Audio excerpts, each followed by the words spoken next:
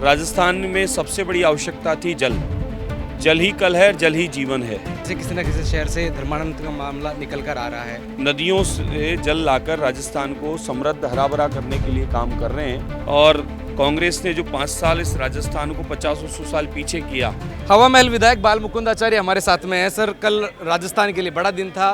30 सालों का सपना पूरा हुआ है जिसको लंबे समय से खींचा जा रहा था। 3 मुख्यमंत्री बदल गए लेकिन भजनलाल शर्मा ने उसको 2.5 साल में पूरा कर दिया। कैसे देखते हैं?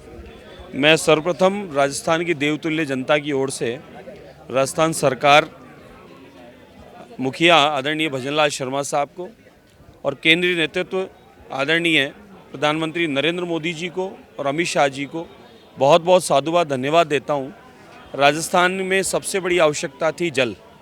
जल ही कल है, जल ही जीवन है।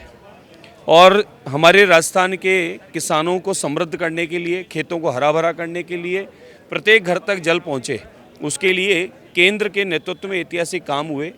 उसी में जल जीवन मिशन था जो कांग्रेस ने अनगिनत उसमें घोटाले किए, लेकिन राजस्थान की बागडोर संभालने वाले आदरणीय मुख्यमंत्री भजनलाल शर्मा साहब ने राजस्थान की मूल समस्याओं को, मूल बिंदुओं को प्रथम लिया कि यहाँ रोजगार चाहिए, विकास चाहिए, उद्योग चाहिए और खेतों में फसलें चाहिए और उसके लिए जल चाहिए। आगे क्या क्या प्लानिंग है अभी? 2 वर्ष में ऐतिहासिक काम किया। ERCP हो या कल यमुना जल समझौता हो या हमारे कावेरी नदी का चल रहा है, नर्मदा का चल रहा है, अनगिनत नदियों से जल लाकर राजस्थान को समृद्ध हरा भरा करने के लिए काम कर रहे हैं।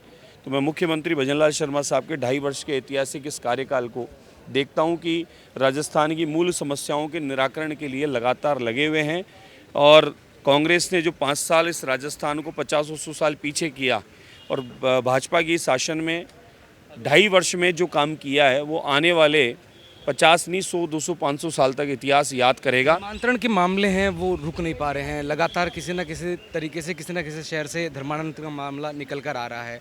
हम क्यों नहीं इस पर कंट्रोल कर पा रहे? बिल्कुल ये चिंतनीय विषय है। ये हम सबको समाजों में, सनातन में, संस्कृति में, परंपराओं में जागृति लाने की आवश्यकता भी है कि जिस प्रकार से आज भी शिकायतें आती है, पहले कमी तो हुई है लेकिन फिर भी कहीं ना कहीं कुछ जिहादी संस्थाएं लोगों को बरगलाकर इधर उधर कोई लोभ लालच देकर इस प्रकार की कई चीज़ें कर देती है। तो कई बार धर्मांतरण या मानो उनके बच्चियों को बरगलाकर उन्हें कुछ और करवाने का काम कर देती है। ईसाई संस्थाएं हों या मुस्लिम संस्थाएं हों या धर्म परिवर्तन कराने की संस्थाएं हों, करती है ऐसा काम। धीरे धीरे समय अनुरूप काफ़ी कमी आई है। आने वाले समय में रोक भी लगेगी और ऐसी संस्थाओं का जो कानून बन रहा है या बना है, लागू हुआ है, उस कानून के माध्यम से आप मानना कि जब सज़ा कठोर होगी तो ऐसी संस्थाएं फिर दोबारा ऐसी हरकत करने का प्रयास भी नहीं करेगी। हमारे साथ में बाल मुकुंद आचार्य थे, हवा महल से विधायक हैं और धर्मांतरण और कल के यमुना जल समझौते को लेकर हमने बातचीत की। इसमें उनका कहना है कि हमने जो है 30 साल के अंदर ये सपने हैं वो 30 सालों के सपने हैं वो पूरे किए हैं। सहयोगी जावेद के साथ दीपक मौत, अपडेट इंडिया टीवी, जयपुर।